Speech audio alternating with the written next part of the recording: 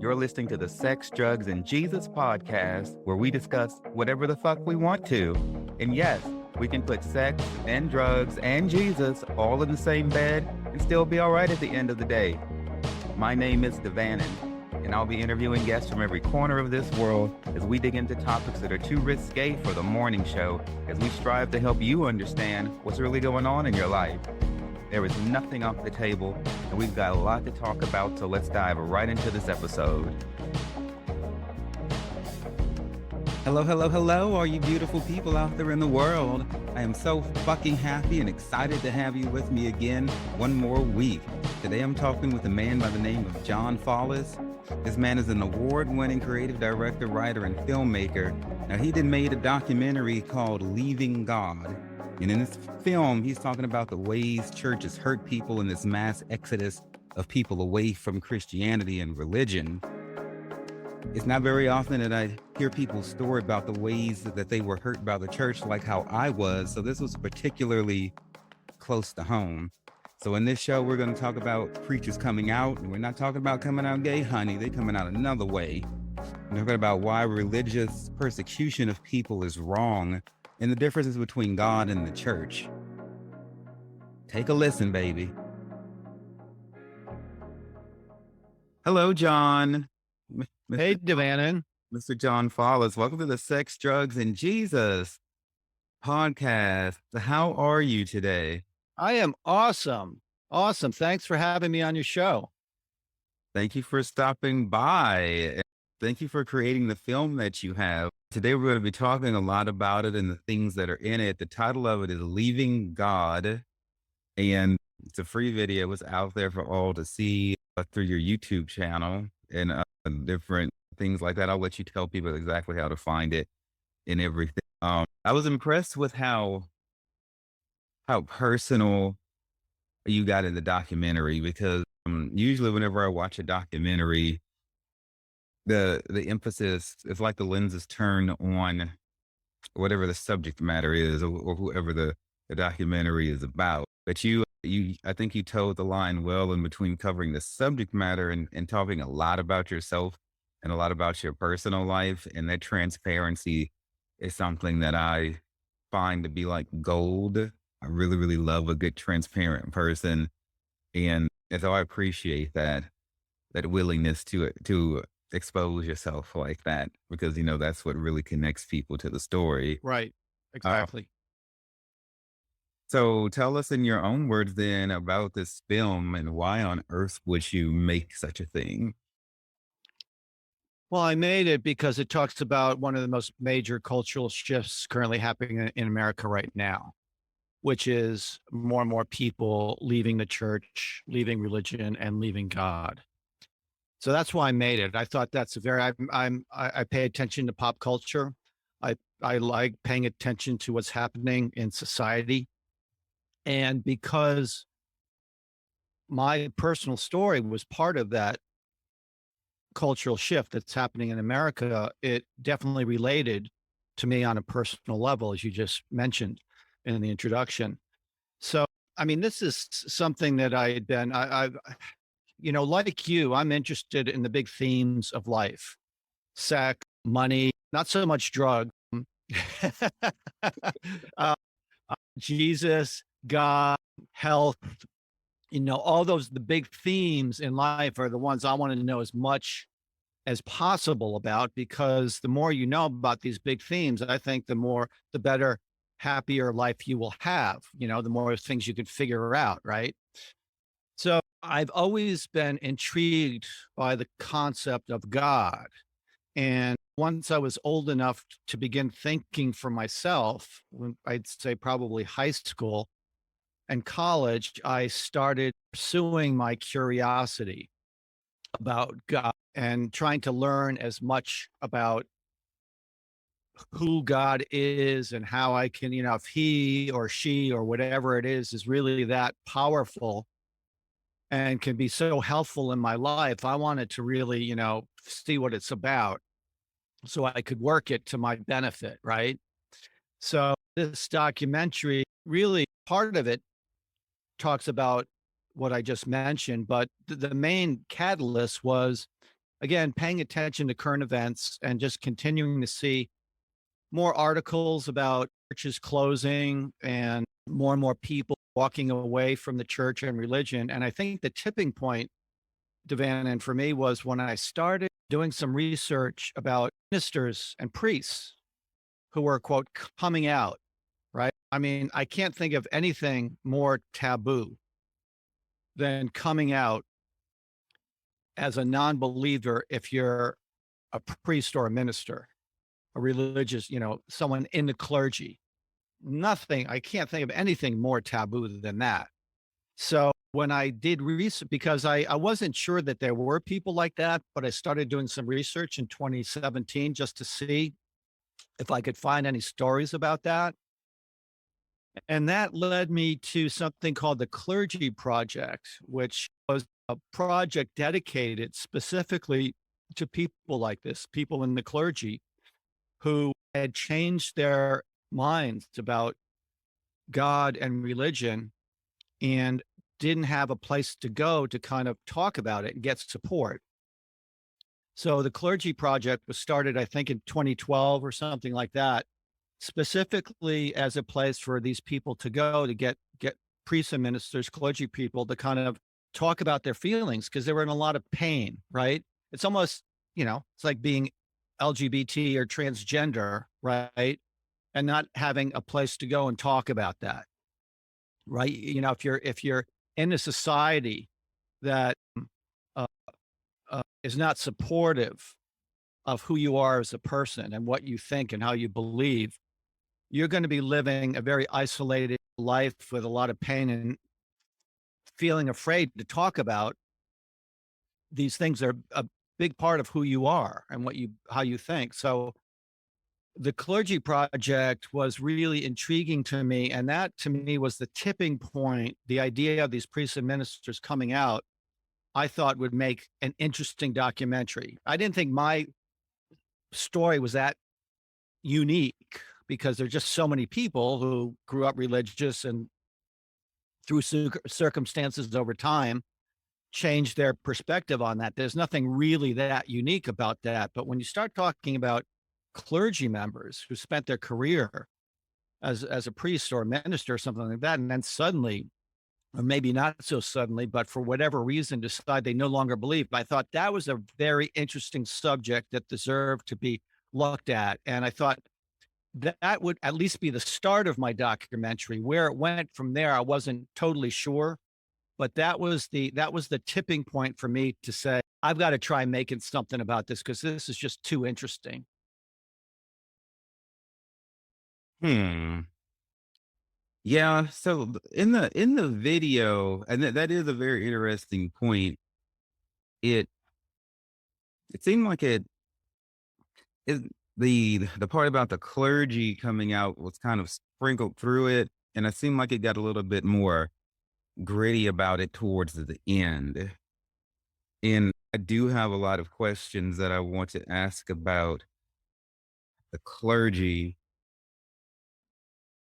But before I get on that, I want to kind of lay a bit of framework here. So, and I'm going to read like a quote from this from about the film that I thought was interesting, and says that the fastest growing religion in the United States seems to be no religion at all. A 2016 study conducted by the Public Religion Research Institute found that a quarter of the subjects surveyed claimed no religious affiliation, and this surprising figure increased substantially among the younger generation. Now, in the video, it was showing I think it was graphs or charts about how how how younger people, like at each generation, less and less seem to have any sort of religious affiliation at all. And I thought that this was so interesting because, like, I'm about to be 40 this year, and my boyfriend's 25. And so all his friends are like in between like maybe 21 and 25, somewhere around in that range.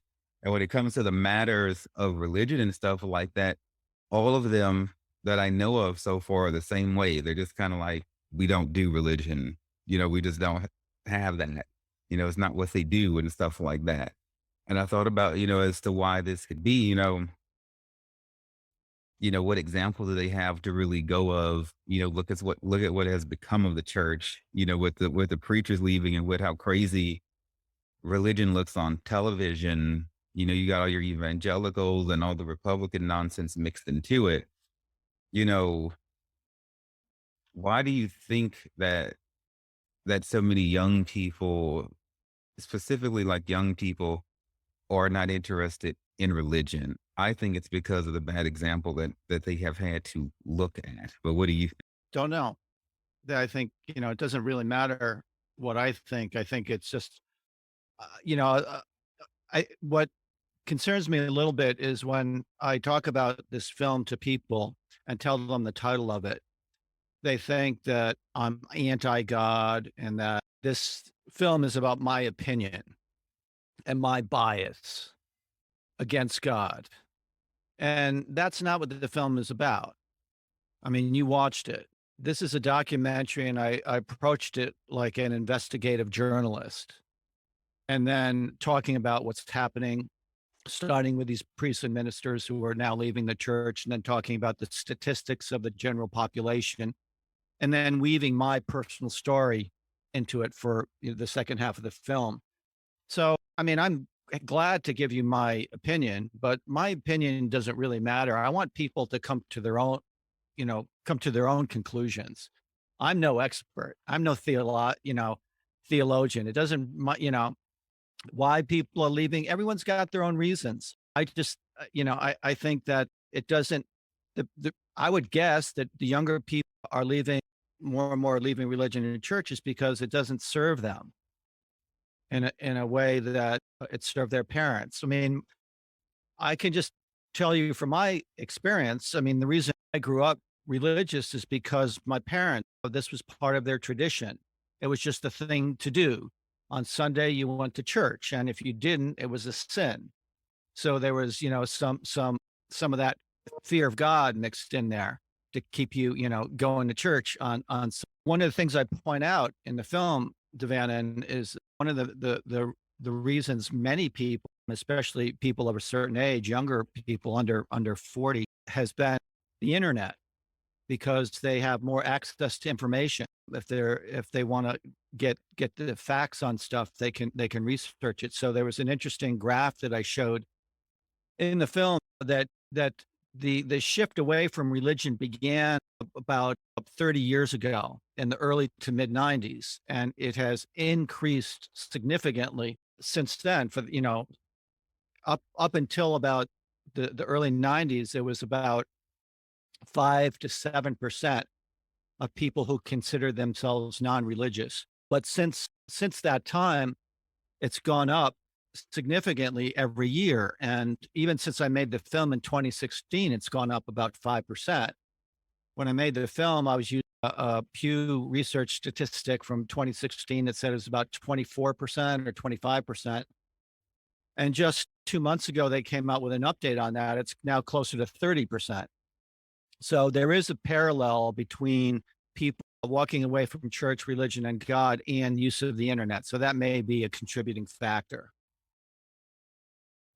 Right. Well, I appreciate your insight on that. I love the sharing of insights and opinions, because it's thought provoking. It'll still get people thinking, and it'll still lead them to their own conclusion. But sometimes people need that little nudge. And so speaking more on the preachers who came out, it's so interesting whenever I hear the term coming out and using a reference that's not LGBTQIA. And so, but it still echoes the same vulnerability and risk of exposure and fear that can mean coming out. And so, yeah, on the video, you got these preachers going on television, just who had pretty high up and everything like that. Now they're no longer in these religions anymore because of various reasons, and then there And was, one of them, I just should say, one of them was from Louisiana. One of the guys that I profiled, Jerry, I can't remember his last name, but you may recall if you watch it recently, Devannon, at the end of the film, I took a clip from a New York Times documentary that followed this guy around for a while, and he had a really hard time. I mean, it's hard enough coming out anywhere as a non-believer, but when you're in the deep South in a small town, Louisiana, I don't have to tell you what that's like. And his wife left him. His congregation, naturally turned on him. He was out of work. He had to leave the state. He basically he was like a man without a country, and I don't know what he's doing now, but he really paid the price for coming out as a non-believer, which is why it's so courageous, I think, to do. It's like, now I just watched a clip on TikTok talking about the Russian propaganda machine, and they showed a clip of a Russian female newscaster just, like a robotically reading the script from Putin about what's going on, and right behind her there was a woman holding up a sign saying, "This is all bullshit. You're telling you lies." Just went up, it went viral. So it takes a lot of courage. I guess I'm making a parallel. Sometimes to stand up for what you believe, you're going to pay the price. So I can't tell you how much admiration and respect I have for people who are willing to come out for what they believe when it's not popular. Right. And I found it interesting that when these preachers came out, it's like they turned into like atheists. It's like because a lot of the quotes you have towards the end of the film are like kind of like, atheistic in nature. So I can kind of see how some of the people you were saying in the beginning, how some people might see that you or might feel like you're anti-God. I kind of was thinking that too by the end of the film. Like, I wonder if he's anti-God. Like, I don't know. I'm going to ask him about that. So where exactly at your point in your life do you stand on God? And then I want to get back to this vibe that I was getting from the preachers in the film. Okay, so I'm not anti-God, and just the quotes that you're referring to were from people like Mark Twain and George Washington and people like that who made comments that were very quotable, that basically shared their opinion about God or church. Mhm. So again, this is nothing about this film is opinion. Those were quotes from these people. And I think there's a lot of people in America that have a belief that that our forefathers wrote the Constitution based on a Christian perspective.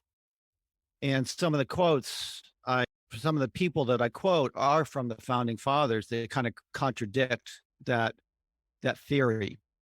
So, and again, you can research everything that I have in the movie is true, and you could research it yourself. But I just thought it'd be interesting to just share the perspective of some famous people who had perspectives on what I just talked about in the film about God and religion Mhm. and church. So yeah, so I'm not anti-God. I don't really care what people believe as long as it doesn't mess with my life. You know what I'm saying? As long as they don't tell me that I've got to, I think the problem I start having with religion is when it gets political. I really, talking about our forefathers, anyone who knows anything about the Constitution knows that there's a division between church and state. John Adams, when he wrote, and Thomas Jefferson, when they constructed the Declaration of Independence and the Constitution, were very clear about that. They wanted to make sure that, unlike things in England and other countries, they didn't want politics and religion to um, cross pollinate. They wanted to have a definite separation between church and religion. They didn't want to have any ministers telling people um, to be involved with people's rights as human beings and the things that they put in the Constitution. So what's happening is that, especially in the Republican Party, they have crossed that line many times. I mean, I think religion has become a big part for many politicians, especially in the Republican Party. And the Constitution and the Declaration of Independence is very clear about keeping that separate. Too true, too true. I say that all the time, but here we are. So what interested me the most about the preachers in your film, it's like they went from being all about God and in the church, and whenever whatever happened that caused them to be done with that. Like one of them was preaching like kind of like you don't need God, or there is no like you don't need there is no divine power out there. You already have all the power that you need within you. So it was like he abandoned all concepts of God altogether. And then he switched gears. And so and it reminded me of how I felt when I got kicked out of Lakewood Church in Houston, Texas, for not being straight. And I took a very negative reaction to that. And then I stopped associating with God. I never got to a point where I was like, he doesn't exist, but I stopped going to church and everything like that because of the hurt that I received there. And so, which was an immature thing for me to do. I shouldn't have done that. I should have, taken a more positive approach to that. Got some counseling, went to a gay affirming church, and not let what happened at Lakewood cause me to stop, my faith altogether. Oh, you were at Lakewood? Is that Joel Osteen? Right. Oh, wow. Okay. So, and so, and so I have a blog about that on my website, and I go into detail in my memoir. But I wasn't, I'm not straight, and I was, singing the adult choir. I was teaching the kids ministry, worship leading in the kids ministry, and I applied for a job there. They went and looked up my social media, my MySpace page as a part of their application process, because the 2 or 3 years that I volunteered there, or 4 or 5, at least what 1, 2, 4 days a week at the church wasn't enough to vouch for my work ethic. They needed to go ask MySpace as well. And so while they were looking, they saw that I was hanging out in Montrose, which is the gay district in Houston, and I had a really racy photo on my cover. So because of that, they fired me from all the aspects of ministry and everything like that. And so that's how So what did they give you a reason for that, Devanon? When they fired you, did they tell you why? Did they she say, we don't like gay people? she said that you can't be doing that hanging out there with them. Ah, So did you ask her to be more specific?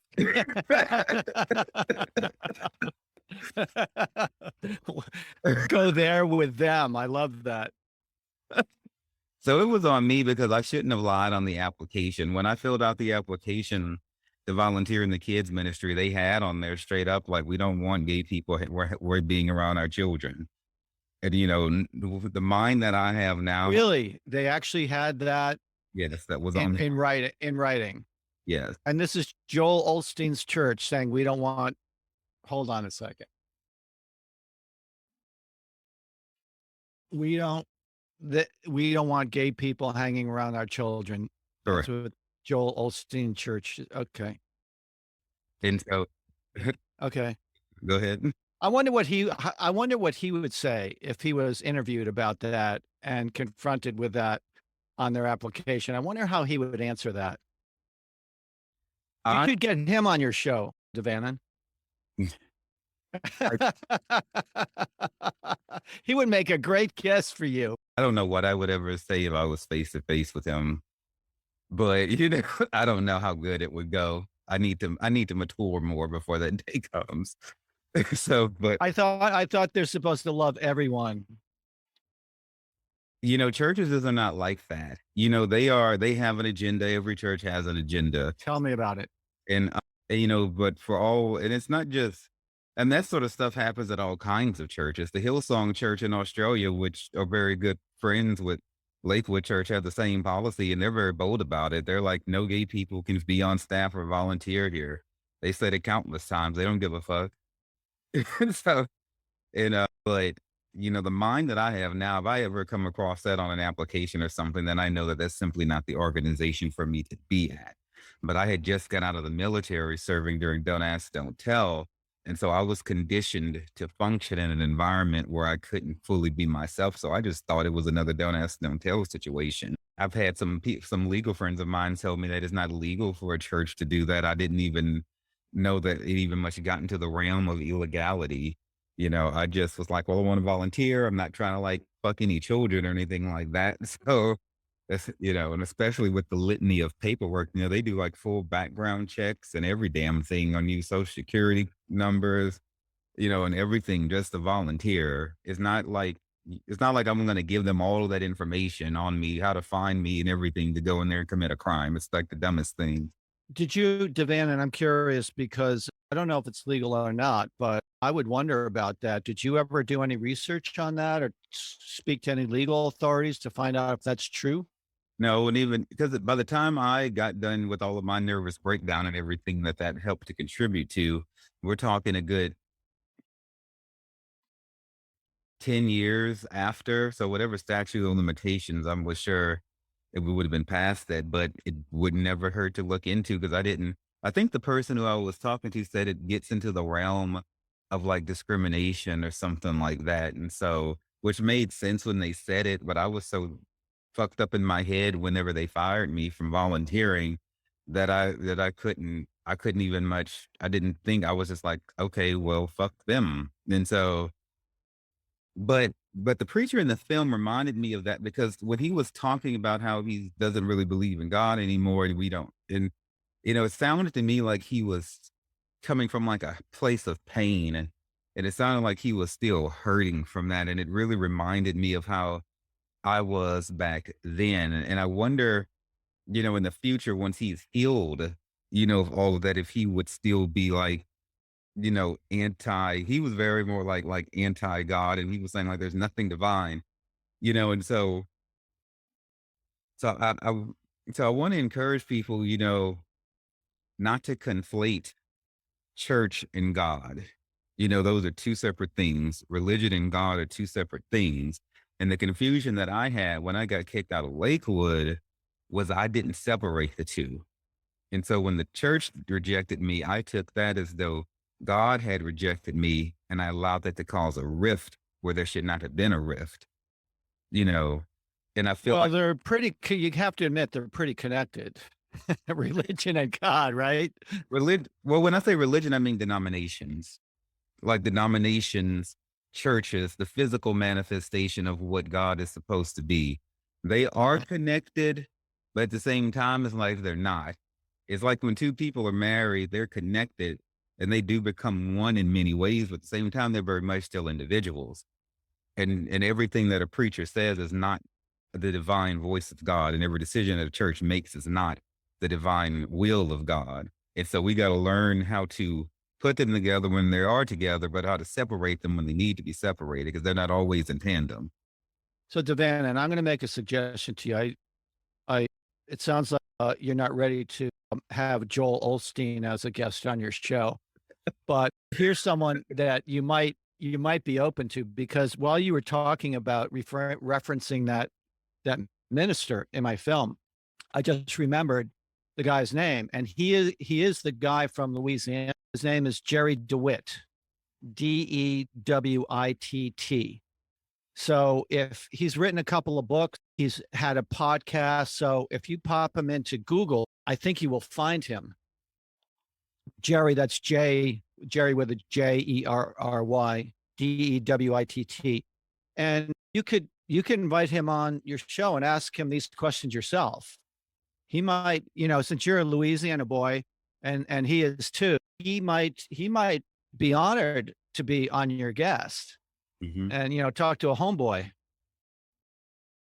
I'll reach out. You never know what could be. It would be great, yeah, to talk to someone who used to be in clergy and who left. Yeah, Yeah. I'm coming from it from a volunteer perspective. He's coming from it from a clergy's perspective. That could be pretty kick ass. Yeah. So, so So like I said, I don't, I kind of I got off on a tangent there, but as far as my feelings about being against God, again, I don't this is a free country. People are free to be who they are and believe in what they want to, as long as it doesn't mess with my life. And the only way someone's belief in a particular religion or God would mess with my life is if it starts getting involved with politics. For example, if I was a woman and I believed in abortion, and I had some, ultra conservative or evangelical Congress people who were trying to overturn Roe versus v. Wade, then I would probably have a problem with that. Do you know what I'm saying? As do I. And, the crazy thing about it is the whole concept of what God is subjective. Everybody's going to have a different opinion about that. How to interpret scripture is subjective. Everybody's going to have a different opinion about that. There's precedent in the Bible about why it's not a good idea to try to establish laws against people based on your personal beliefs. And that is the main takeaway that I get from the conversion story of Saul. Because what did Saul do before he became Paul? He was a big person in the Sanhedrin. The Sanhedrin was a part of the religious people who governed, over there in the Middle East. He went to them, got permission to go and persecute people who were not living according to his opinions of how they should. That's exactly what it was. I believe in this. They're not living how I think they should, so I'm going to go make them do it. That was his whole point of going to Damascus. And Jesus knocks him off his horse, the blinding light, the whole story. We know how it goes. And Jesus is like, yo, dude, cut this shit out. This is not how I want you to go about it. And that's exactly what Republicans are doing when they say, hey, we think those people over there should live a different way. Let's go make some laws to force them. It's the same thing. But when they read through the Bible, they're not reading about it on how to improve themselves. They're reading, if they even read it at all, is about how to change other people. And when I was in seminary, before I left seminary, one of the reasons I left seminary was because one of the professors was just like, yeah, we want to control people in churches. And he said this is just like the sky is blue. And I was like, what the fuck are you talking about? So, and He actually said he wants to control people. yes, he was the law Well, professor. at least he was honest about He it. was honest, but it wasn't just him, but all the classmates were nodding in agreement. Like they didn't have a problem with what this man was saying. And so he was like, and he was coming from a Baptist background, if I recall correctly. And I was just like, no, we would not be controlling people. Like, that's not what this is about. But but the Republican culture and everything like that is so much about control, which I believe stems from insecurities and fear within people. Because confident, happy people don't go about the business of trying to make life miserable for other people. That's just not what we do. We're too busy being happy. So Right, right. and so Well, they think they're on a mission. This is what the problem I have with religion and ultra religious people is because they feel like they're on a mission from God and they're doing God's will. It's the same motive behind the. Do you know? Have you heard of the Crusades? Do you know what the Crusades were about? Are you into history? yes, that Okay. Do like you know what the Crusades were about?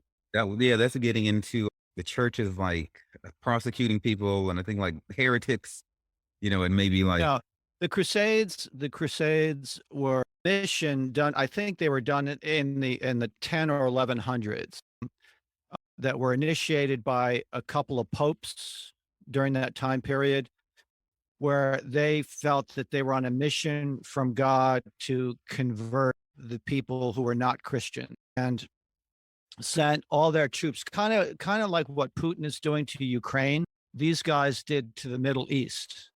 They got all their armies and their weapons, and they went on a mission from God. They're on their shirts, Devan, and would be these big red crosses. That's how they identified themselves. These big giant red crosses. They were so Christian soldiers, and they got these huge forces, and they marched into the Middle East, and they just started slaughtering people because it was easy for them to do because when you look at people who don't think the way you do or look the way you do, it's easy to minimize them, right? And it's easier to do bad stuff to them because you think that they're less than, right? They're heathens, they're non-believers, so it's an easy excuse to kill them. And that's what the Crusades were about. They totally believed they were on a mission from God, and in God's name, just murdered tens of thousands of people. I mean, look it up. It's pretty scary. Yeah, I do have that. I wrote a blog about that, and I have a link. And they called it like I think like the Inquisition, and I think they labeled people as like heretics. And I think there was like That's a different that's similar but different. okay, similar. That is different than the Crusades. Okay, But same idea, going after people that don't think a certain way. That's the common thread between the two. that makes sense. But I'm making a parallel. You mentioned the Republicans, and again, the parallel is that they believe that many of them are evangelical, and if I'm understand it correctly, is that the whole idea is that you've got to basically convert everyone to think the way you do.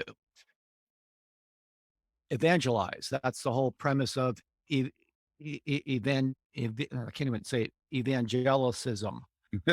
To go out and witness and change people and convert people, and to your minister's point, control people. That's not uncommon. That he was evangelical, you said, and that's what he said to you. And that's what many evangelicals believe. They might not be so honest about it. Joel may not admit that that's what he's looking to do. That you've got to be a certain way, you've got to look a certain way, you've got to have a certain sexuality, you've got to conform to their version of the Bible. And if you don't, off with your head.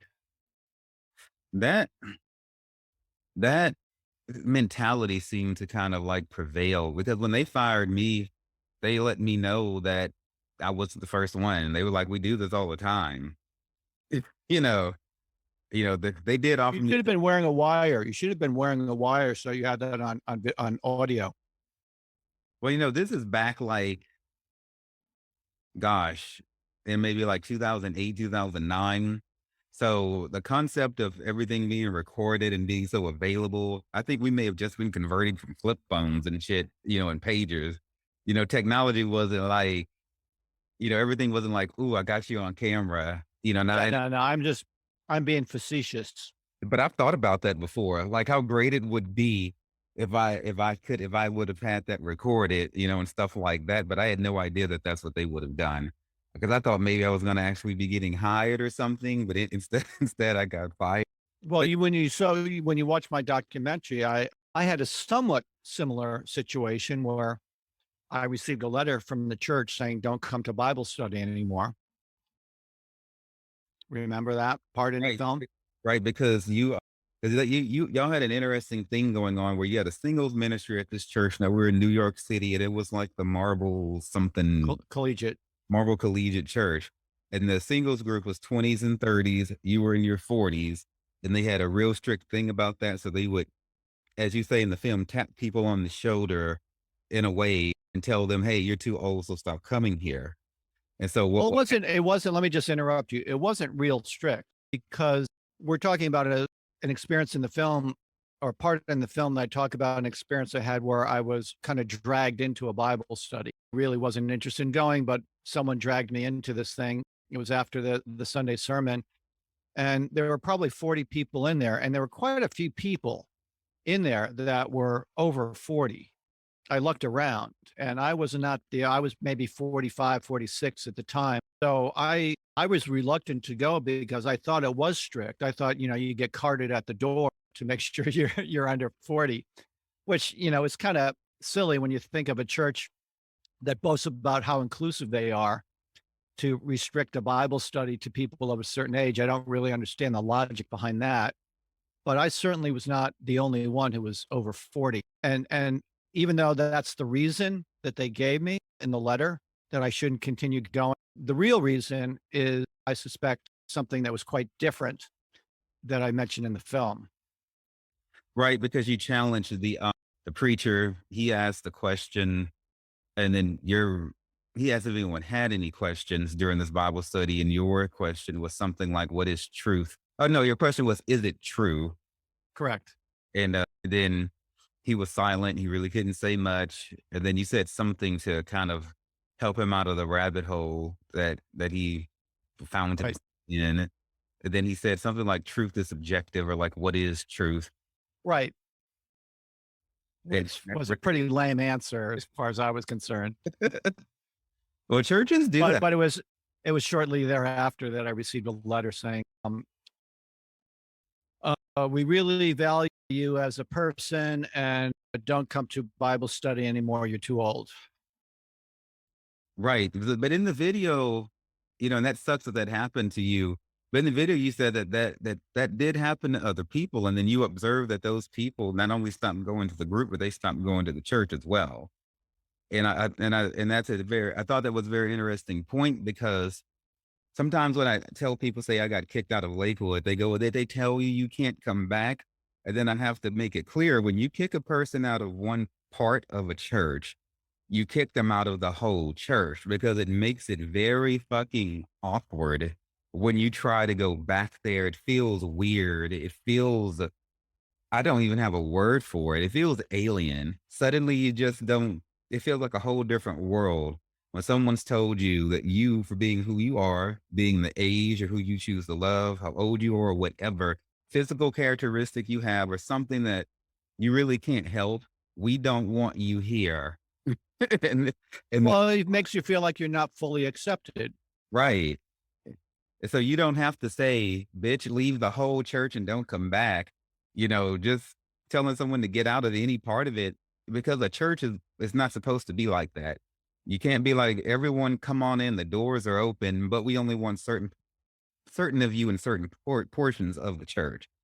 That just doesn't work that way. Well, what I've discovered, Devan, and it sounds like you've discovered it as well, is what churches say and what they do are often very different things. This is true. And a big part of my ministry, my calling, whatever you want to refer to it as, is to get people to a point where they can see what is real and what is fake, and to understand, like you say in your video, that just because someone's a preacher doesn't mean that they are right, or that they're going to be right all the time. They're just human. And so we got to take these preachers and pastors off of these pedestals. We got to take these churches off of these pedestals. Now, a word came up called tribalism that somebody in your film said, and I thought that was very interesting. And he said that our tribal instincts can override our rational thought. A writer once upon a time said, "No man is an island." Okay, because we have this innate sense to congregate, be it gangs, be it in a church, be it in the military. There's this group. We need each other, and so we're always going to find some kind of way. When I got kicked out of church, I replaced the church group with the nightlife, and then I began to dive deeper into like the clubs and stuff like that. That's ultimately how I became a drug dealer. And I didn't know it then, but we're going to always go and seek out community some kind of way, because that's just how we're designed. And then and then we let our need for community override our rationale. So we'll stay at the church and listen to the preacher and try to be involved, even though we've seen things that we know don't make sense, and we rationalize it away, which ain't good. If we see something and it doesn't make sense, then it should be addressed. If the priests are abusing the altar boys to different people, we can't just sweep it under the rug and rationalize it away and go, "Oh, I'll just stay." Right. Well, it's almost like being in a bad marriage, right? You're in a marriage and you get used to it. And the longer you're in it, the more you're willing to accept bad behavior, because you're kind of used to it, and you rationalize that, well, there's a lot of good in it, because it's hard to walk away. I mean, a church for many people, and certainly was with me, was a very big part of my life. Mhm. So it's easy to rationalize, well, it's not perfect, and no church, what church is perfect, right? And it's a very, and listen, I don't fault people for thinking that way. To each his own, they're right. Nothing is totally perfect. The church that I went to in New York wasn't perfect, but the reason I stayed involved with it as long as I did is because of tribalism. I looked forward to seeing my friends every Sunday. Sometimes I would just skip the sermon and I'd go straight to the coffee hour just so I could hang out with my friends. That was very, very a big important part of my life in New York City that I valued. But once I got over 40 and was not so welcome in the singles group, they really didn't have a singles group for, I'm trying to think. Oh yeah, they did have a singles group for people over 40 and everyone was 70. So I remember dipping my toe in there when I was like 42, and the next youngest person to me was like 63. So I did not feel like trying to ingratiate myself to a new group with people were, 10, 15, 20 years older than me, especially when I'd been just part of a group for the past 15 years of people, many people just, a couple of years younger than me. So I didn't like the fact that they had a hard cutoff at 40. I just thought that didn't make a whole lot of sense. Like, what are they trying to tell you, that if you're not married by the time you're 40, you're a loser, you know? Which is kind of what they were saying. At least that's the message. That's how I interpreted it. Again, other churches, Lakewood and other churches too have, the groups divided by ages. I think just either have a single fucking group or don't have one, regardless Right. of the age, because a Of 20 course. year a 20-year-old may be attracted to a 60-year-old. The very concept of that is trying to act like it's trying to force people into a certain age range. It's very presumptuous.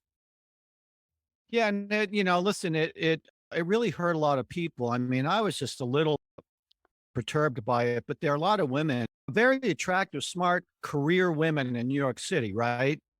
Who spend most of their 20s and 30s focusing on their career, which is very much the case of the kind of women you meet in New York City. So, here they are reaching 40, right? And now suddenly they're thinking, gee, do I want to have a family? Do I want to switch gears here? I'm still single, but at least church is a big part of my life. And then having them get tapped on the shoulder saying, sorry, you're out of this group. I mean, that was a pretty big deal for a lot of those women who were really, really hurt by the fact that they were no longer welcome in this single group. It's hard enough for anyone to turn 40. You're going to be turning 40, but especially I think in our society for women, I don't think, our society is rarely friendly to women that, of a certain age, older women. So that's a pretty big birthday for many women. And on top of dealing with that on an emotional, psychological level, to have your church saying, sorry, you really can't come to this group anymore. And a group that they may have been a part of for 5, 10, 15 years, where all their friends were, to get, tapped out of that group. That makes no sense to me, especially coming from a church that on their website says how inclusive they are and welcoming they are to everyone. Yeah, and then it's a certain type of pain that it just can't be described, because you think about the money that you've given to the church and the time you spend volunteering and stuff like that. It does feel like a marriage or some sort of relationship, and to be dismissed from it I don't know, unless you've done something bad against the church, like stolen their money or actually done something, then maybe they could say something, but they still shouldn't dismiss you. It feels like a bad breakup. And for me, It's bad business. I have to say, from a business perspective, listen, every church is paying attention to their finances, right? So the last thing you want to do is do something that's going to get people to leave your church, especially when you're in your early 40s in New York City. You're in your prime earning years. And this is what I mentioned in the film. Why would you want to do something that upsets someone enough that they're going to walk away from the church and stop giving their charitable contributions? I mean, the church, their lifeblood is charitable contributions. So, loosen up a little bit with your rules on Bible studies. I mean, give me a freaking break here and stop scaring people away, or not scaring people away, but pushing people away with a stupid rule like, an age thing. It just made no sense to me. And when I brought that to the attention of the minister, minister who I knew was interested in keeping people coming to the church because he hired me to do an ad campaign to attract more people. So I knew he was very concerned about attracting and keeping people to the church. I didn't understand why he just kind of dismissed the fact that people were leaving the church because they felt, as you said, you kick them out of one group, they're not going to feel welcome. If that's the main connection to the church, there's a good chance that they're going to stop coming to that church if they can't continue going to that group where all their friends are. These are decisions that people make when they're not accustomed to being rejected or being told they can't come places. So, people, you would hope not to get that same sort of behavior from people who have been the victim of discrimination and all kinds of prejudice throughout life. But people who have always been accepted will never get why did they just leave? We know we only kicked them out of one part. We don't see what the big deal Right. is. That's right. That's right. So, You're right. but when I think about preachers like that, I hope and pray that they didn't start out with cold hearts. My spiritual leader told me that, a preacher is either going to be really, really strong or really, really weak, and that there's no in between. And so it seems to me like maybe these preachers start out with the best of intentions, but in the process of time, as the congregation grows, as the money grows, or something like that, maybe their motives get corrupt, and they don't even realize that it's happening because it happens so gradually.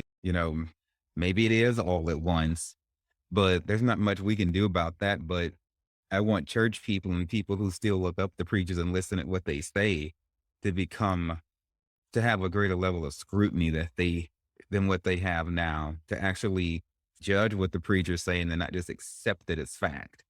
And if some foolishness shows up, then to hold that preacher accountable, they don't get away with things, and things matter like that. Right. A quote that you had in here, which stuck out in my noggin, concerning your marriage. You're a divorced man. And you talk about that in the film. You said, "If I had to pick a moment when my attitude about God began to sour, this would be it." You're talking about a woman that you had met in church. I think it may have been in the singles group. I'm not sure. Yeah. But okay, it was in the singles group. You Yep. met in church. Everything's going great. All the boxes are checked. But a few weeks later, there's trouble. You said you felt betrayed by her and by God. So for your listeners, I'll do a little explaining here. In the film, I talk about a woman I met at church in the singles group that I got married to. And the quote that Devanna just referred to was the quote that I said in the film that happened the day I got married in the church. That if there was a time that my attitude about church and God began to sour, this would be it, the day that I got married at the church. And the reason I said that, and as I share in the film, is that despite the fact that I met this woman in church and I thought the marriage was ordained by God, our marriage went downhill immediately. I mean, immediately. It was a crash and burn that I could never have predicted. And I didn't understand it. It was like my wife had turned into a different person immediately after we got married. I didn't understand what was going on. It seemed pretty clear that even though she gave me an ultimatum, it's kind of ironic because I wasn't so sure about getting married, and it took her giving me an ultimatum to make the decision to get married. But once I made that decision, I was committed. But my wife's attitude definitely changed immediately after we got married, and I was blindsided by it, and I couldn't understand it because, as I said, I thought this marriage and this relationship was ordained by God. So it really challenged my beliefs in God when the marriage started going downhill, and we were in marriage counseling, and we were in personal counseling, but she got involved with another guy and didn't seem that interested in getting back with me. So it didn't really matter how much I tried. If I'm with a partner who is not exhibiting behavior to support the idea of being in a marriage anymore. And we were separated for almost 3 years. So I was not willing to give up on the marriage, even after I found out that she had been involved with another guy. I was willing to continue to work on the marriage and try to get it back on track.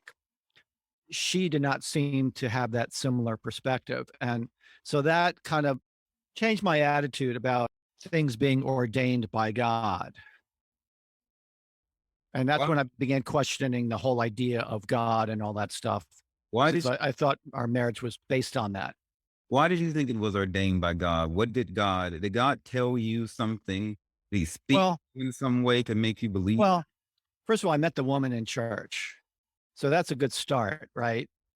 When you meet someone in church, you think, okay, maybe God has something to do with bringing us together because it is God's house, right? That's what church is supposed to be, God's house. I'll say that that's an assumption that a lot of us make. And I used to be that way when I attended churches and I was in singles groups too.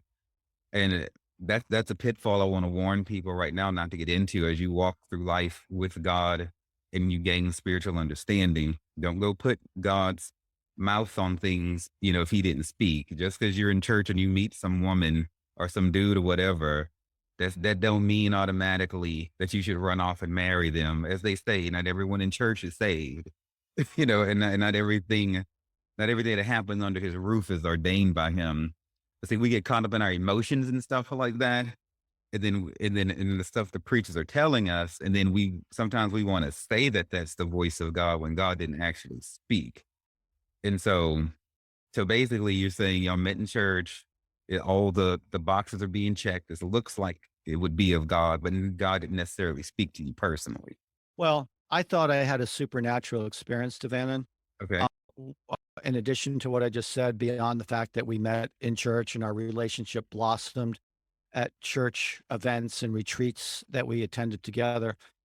But there was one experience that I had convinced myself was a supernatural message that I received from God, and that was when we were sitting in church one Sunday morning, and as the minister was preaching about something to do with God's love and bringing people together, whatever he was talking about, at the moment he was talking about God's love and loving people, I felt myself bathed in light and brightness.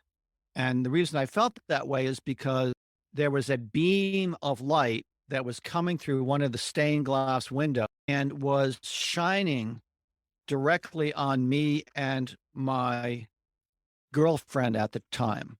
So it was a very, very directed beam of light that was just hitting the window in a certain way that for at least maybe a minute or two was illuminating the two of us. And I said, "Oh my God, this is the sign." Because at the time, we'd been going out for a while. And I think she had been kind of hinting at getting married. And I still had some doubts about whether or not this was something I was ready to do. So when that experience happened to me, I thought it was a sign from God. Do you still think it was? No, So if it wasn't a sign from God, do you think maybe you kind of like ma- made it up or just this is what you believe, but you were wrong? listen, when you're indoctrinated into religious thought, Right. it's easier for you to just natural things as supernatural. Uh-huh. Yeah, that does happen too. So we want to avoid that. We want to gain discernment. We want to always be praying for discernment so we can see the truth of things. But to me, it looks like, with her, seeing the other guy, if she's actually having sex with him, she's become an adulteress. At this point, was she that you know of? You said she was seeing the other guy. Do you know she was sleeping with him? Yes, because I asked her, Okay. And so that's according to and G. she admitted it. Oh, she was a bold bitch. And according to Jesus' teachings, The only reason that people can lawfully get divorced is in the case of infidelity. So it's almost like God was giving you a way out through this, whether you wanted to take it, or not. At least the door was open to get divorced legally. This brings me to another issue I take with people who take issue with people, meaning like your straight people, quote unquote, your Republicans and everything like that, and these preachers who are on like their fifth marriage and shit, who get divorced all the time for reasons other than infidelity. But in the Bible, Jesus said if you get divorced for any reason other than infidelity, then that's wrong. And as far as he's concerned, that you're still married. Yet we find in churches all across the land that people in all these unions have been divorced, but it was not for infidelity. And somehow it's perfectly okay. And then they continue on preaching against gay people and women who want to get abortions and everything like that. But they don't really preach too much about how you're supposed to stay married unless it's for infidelity. So that's one of my pet peeves that I have. Now, I don't go around judging people who were divorced for reasons other than infidelity because I don't care. Because, like you said, what they're doing and who they're fucking don't affect me. But since they want to have problems with other people, I bring it up because they're hypocrites. Now, you during this time, you went to go see a preacher, a priest or whatever, because this is the Catholic church, right? Not a No, Catholic. Okay, no. so this is a preacher, and he told you to stay married. He's like, divorce is not the way. But then later on, he would get like I think 2 divorces or something like that, and I don't think he was removed from that post from being a preacher. And so, how did that He make? was he was the head minister of the church that I've been going to for 15 years. Okay, he was the head minister. He told you not to get divorced. Later on, he gets a divorce twice. Twice. How did that make you feel? Well, what do you think? I might have said some explicit. The H, I think you said it earlier. It's the H word, hypocrite. I Yeah, mean, I can't think of anything more hypocritical than someone telling you you shouldn't get divorced, and then they get divorced not once but twice. I mean, that's the definition of hypocritical. and it extends beyond that because he didn't get removed from that position. I mean, unless both of those wives cheated on him and he had the lawful way out, but yet they're removing people for being 2 years over the age limit, in the singles group. Well, I wasn't removed, just to be clear, Devan, and I wasn't removed from church. I just got a letter saying, please don't come to this group anymore. All right, that makes it so much more palatable. I want to be clear. I don't want to unfairly, trust the church. I still have the letter, by the way. So But people, I talked to someone before who got divorced and they removed him from his volunteer positions in church. So it's very interesting, but those double standards get applied everywhere you go. When I was in the military, it was the same way. Somebody who was like, say, is their first year in the Air Force, if they got a DUI, they get kicked out. If they were caught drinking underage. But if say someone who had been in there 20 years did the same thing, they wouldn't be treated as harshly. You know, the standards they just don't seem to apply when you get higher up in organizations. mhm. So the last thing I want to talk about before we wrap this up is a little bit about Catholicism.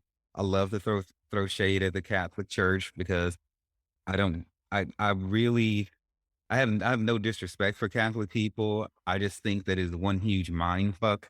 And I cannot understand where they come up with all of these damn rules and shit that have nothing to do with the Bible. And I guess the popes made it up, or someone who's supposed to be holy made it up, and then therefore it is believed by people. But the billions of people who make up the Catholic Church and give the church its power and things like that, and I just don't see what they're getting in return. The Bible tells us not to pray to angels and to anyone but God, and they're praying all these saints. There's all these dead people. There's all these robes and all this kneeling when I went one time, and I was like, am I sucking dick in the sanctuary today, or what is going on? Why am I on my knees? Well, I'm on my knees for half the service. Well, hopefully you weren't doing that in church, Savannah. It would have made it worth it. if, if while I was down there one time, someone had stuck something in my mouth. So I'm going to quote you again. You had some interesting one-liners. If you have, Well, there might have been a few priests that would be happy to accommodate you. I think I would have been too old for them at the right age. I think I might have been in my 20s, and then the ripe age of 21. They seem much too old for them. And so, Hey, you never know. so you said in here, I don't know if you have any books, man, but if not, I think you should write one. You have some interesting one-liners in this film. So referring to Catholic sex education, you said to get a basic sex education, you need to be taught by people who had sex, Who actually had sex. who actually had sex. And so you were talking about getting sex education from like these crazy ass looking nuns and stuff like that. So just tell us as we begin to wrap up about your Catholic experience and what you think of the Catholic Church. So in the film, I talk about going to parochial school, junior high school, which was 13, 14, 15 years old. And one of the required weekly courses was a course in religion. And they kind of cross-pollinated religion and sex education with, I guess, they could only hire so many teachers. And I guess they couldn't have a dedicated teacher teaching sex education in the Catholic school. So the teacher was teaching religion, integrated some what they considered sex education. I would say sex lack of education would be a better way to phrase it. And one of the things that I was told at the age of 13 was that I'm trying to remember because it was quite a while ago, but the clear message I got was that you really should not be having sexual thoughts in your head. And if you do, or do it too much, or don't turn your brain off immediately once that sexual thought pops in your head, if you don't immediately shut that down, you're walking on thin ice with Jesus. and you don't want to sin against Jesus now, do you? So that was kind of the message I got, is that it would be a sin, or could be a sin against Jesus, if you don't shut down really quickly any sexual thought about, in my case, naked women or naked girls that pop into your head, which is a pretty big mind fuck to tell a 13-year-old kid. And I have to tell you, when you're being told that by an authority figure at school, and then you're having that reinforced by parents, that don't have a healthy perspective of sex and kind of give you the message that anything sexual is taboo, it really makes you think that they're right. And it's wiring that gets burned into your brain that's really hard to undo. And for many years beyond that, in my 20s and 30s, I really struggled with feelings of shame and guilt related to sex. How did you undo it? Not easy. I stopped being religious. I think that helped. Excuse me. That may have been the most significant shift, because there was a definite relationship between my beliefs in God and the shame and guilt that I associated around sex. So the more I detached from the concept of a supernatural, judgmental, shameful, or guilt-inducing God, I think the more I was able to accept my normal feelings around sex. And, reading a lot of books, learning a lot of stuff. And I was in therapy for a while years ago. I think that helped. But, just seeking other sources of information beyond just perspectives. Yeah, and I want to say, Dr. Ruth, remember Dr. Ruth? Dr. Yeah. Ruth Westheimer. I mean, when she came on the scene in New York, I remember I think in the 80s. I mean, that was mind blowing, because here was this woman with this strong German accent and was teaching me. I remember I was in New York at the time, and her program was weekly or daily. And I loved her programs because she just had a very open, honest perspective of sex. And it helped me a lot. Well, that sounds like a healthier place than the church. And I want to say that how you said your parents reinforced what the preacher said.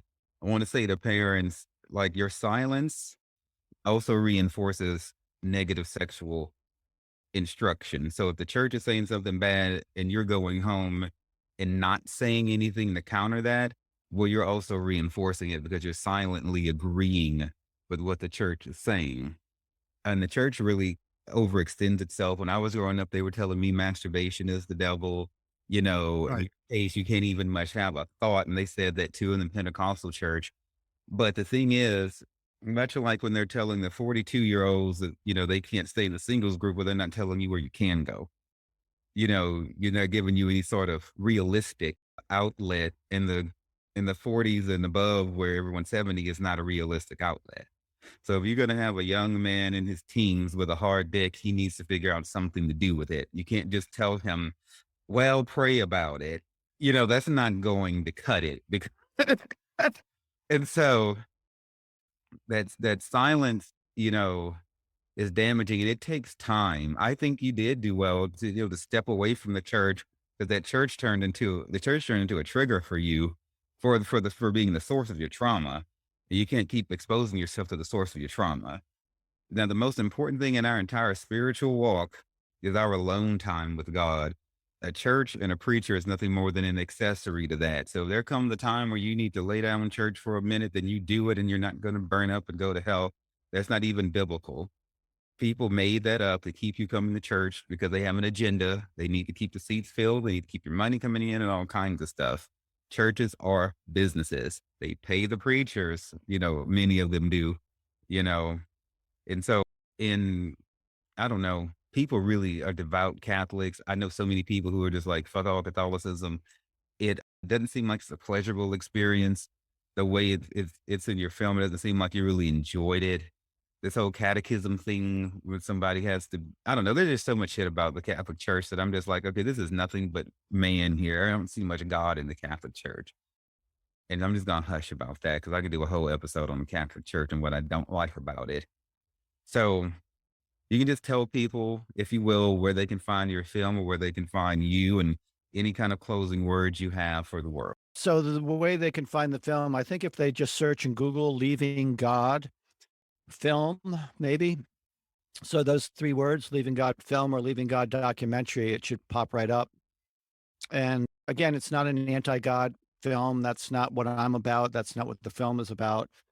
It just talks about what's happening and what's been happening in the US the past few years and explains why it's not going to change, that it's only going to keep going in the same direction, that more and more people are going to be leaving church and changing their attitudes about God. And then it talks about some of the things we just shared today about my personal experience with the church that I think you'll find interesting, because one of the things Savannah didn't talk about was the ad campaign that I did for the church, which is pretty interesting. The church, I ran a New York advertising agency. And at one point, the minister, when he found out that I did that, approached me and asked me what I would do with $150,000 for an ad campaign in New York. And the film talks about what I came up with, the ad campaign I came up with for the church. So that was pretty interesting. But that's about it. I'm on LinkedIn. If they want to try to look me up on LinkedIn, feel free to do that. But other than that, again, thanks for having me on your show, Savannah. Absolutely. It's been a total pleasure, and all your social media and everything will go in the show notes as I always do. Yeah, and if you want to put a link to the film, feel free to do that, or put a link to the trailer of the film. I don't know if I sent you that stuff, but if I didn't, let me know. I'll send you a link for that, so at least they could check the trailer out. I will be sure to include that. And yeah, you did send all that to me. Okay. Thank you so much, John. I look forward to releasing this.